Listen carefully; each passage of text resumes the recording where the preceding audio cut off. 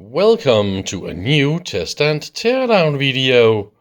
This time it's a high voltage tester, and look here at the front, there is no brand name, no model names, nothing. So I took a few pictures of this unit and I ran it through my favorite AI search engines, and it had some ideas about it could be a Boonton or a general radio, but it actually really think that it figured out that this should be an associated research model 424. So let's see if this is true or not, but so far I haven't been able to figure that out. This one runs on 115 volts. And it has been modified a little bit. See, there's something here that is missing. This cable feels a little bit like nice and new. And here is the high voltage banana or this alligator clip. So here you go for your testing. And you can, of course, select 1.5 or 15 kilovolts. And here is your voltage control.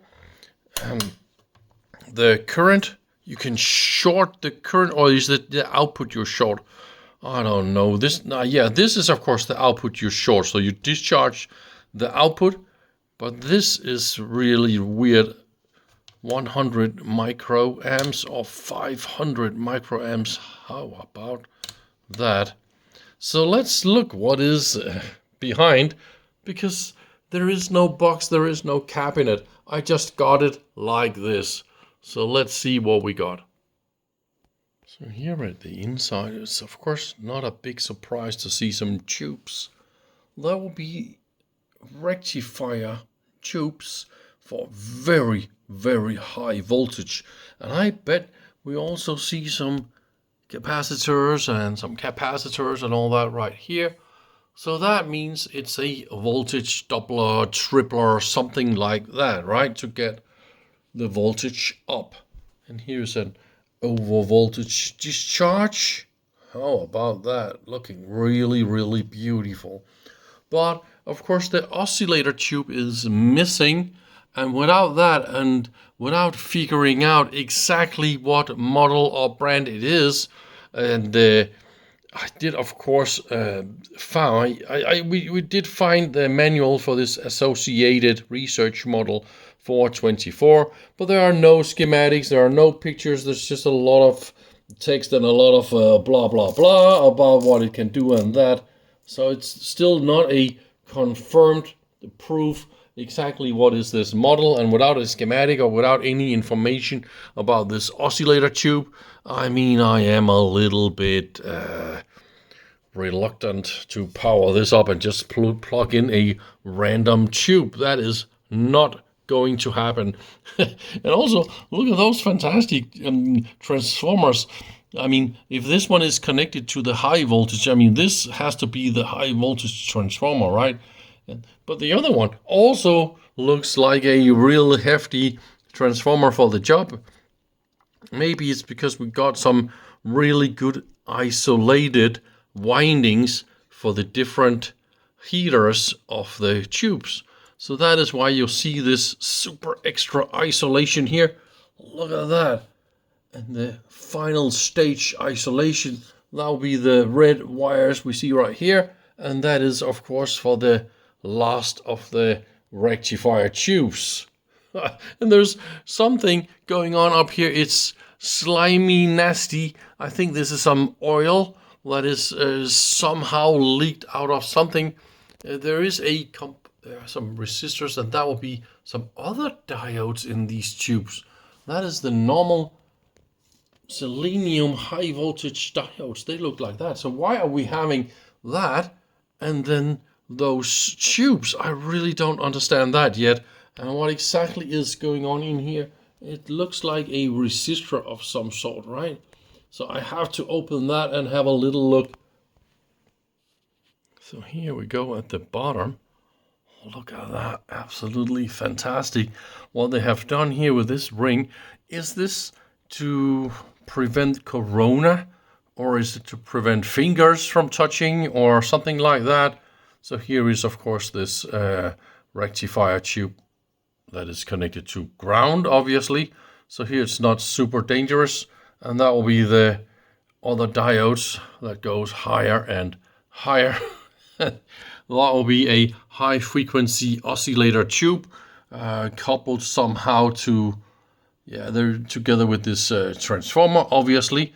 And then this voltage knob is a power resistor that gives more and more drive to this self-oscillating step-up kind of system.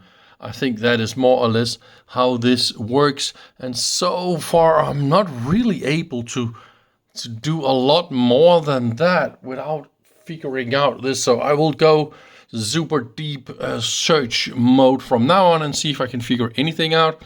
Other than that, here we go with the mains entry. And then there is a funny little purple wire. Where is that going?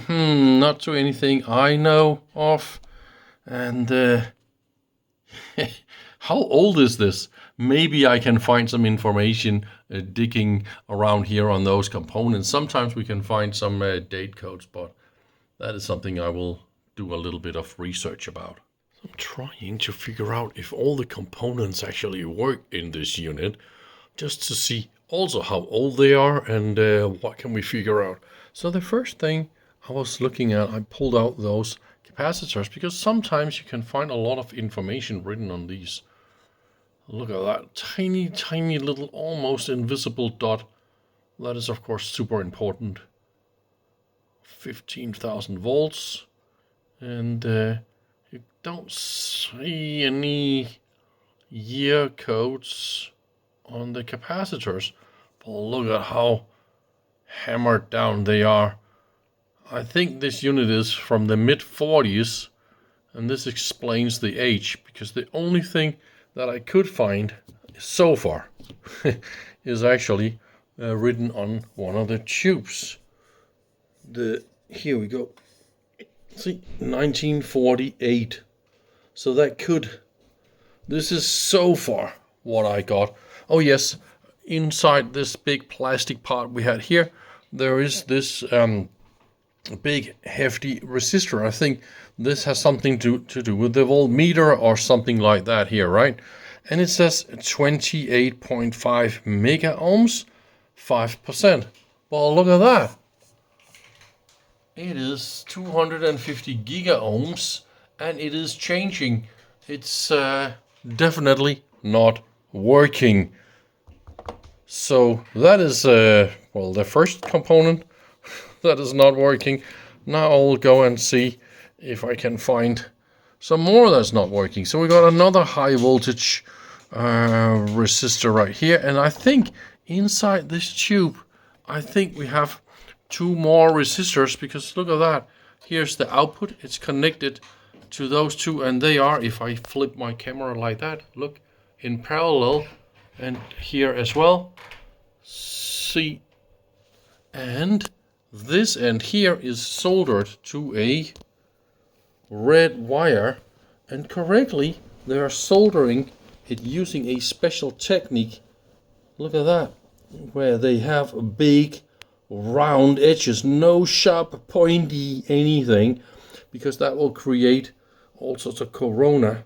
And then we're going here to some more capacitors and the top of that tube, I believe.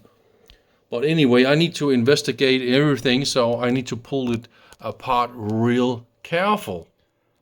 So here is my little status so far. I measured those capacitors to be quite all right.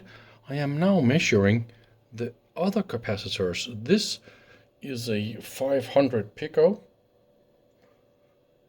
to 20 kilovolts, and it measures 330 pico. So it's a little bit low, I would say, but those capacitors, they're actually mounted two on this side, and you can see they are in parallel here, and then look at that, the other two on the other side, the two white wires, they come up here and they go up here. So that means all 4 here, they're just in parallel.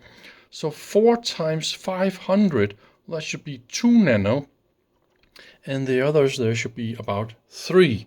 So it's almost the same. So this is maybe not the original capacitor, but it looks a little bit like that due to the way that everything here is made. This is the type of wire, this is the type of screws, and I mean, look at that, it's exactly the same of everything. So this has to be original. This is just the way they have chosen to do it. And also, what I figured out is that I got 3 of the diodes, and they're all different brands. It's the 1B3 high voltage rectifier diode. Oh, look at that. A military one. And I don't know if we can find any. No. And here's also Sylvania. So we got 3 different brands of diodes. So this tells me that they have been changed. So that means the year code on this one doesn't really tell me the age of this product. And this big resistor is completely defect, which is a little bit sad because it's a really, really nice and special resistor. And also I don't have a resistor this kind of size that can handle this kind of power in this value. It's just impossible. So that means I'm a little bit stuck with this, and also stuck with the missing tube. I don't know what that is. The other high voltage resistor here is just 105 mega ohms, 5%, and that one seems to be quite all right. And there is one more little finding. So the high voltage screw mounts like this. And there was another one right here. I just removed this one and then I polished it. So it's nice and fine, shiny brass. Look at that.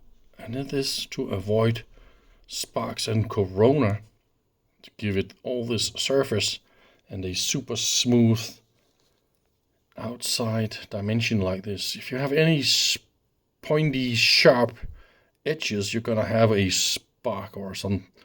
It's gonna sound even weird. And here is the high voltage transformer, and this is a neon sign transformer, and it says down here on the metal, damn, we can't see this at the moment. Yes, down here. This is how it says 5,000 volts and 18 milliamps and 115 input maximum. So I believe this is the input, and it goes via those wires probably to this. It's just a resistor. I would imagine it could have been a little transformer. Well, that is just a resistor. We can just see some ohms and all that. And then the high voltage output just goes to the first capacitor, then the first diode, and then capacitor, diode, and then we have, of course, a voltage tripler.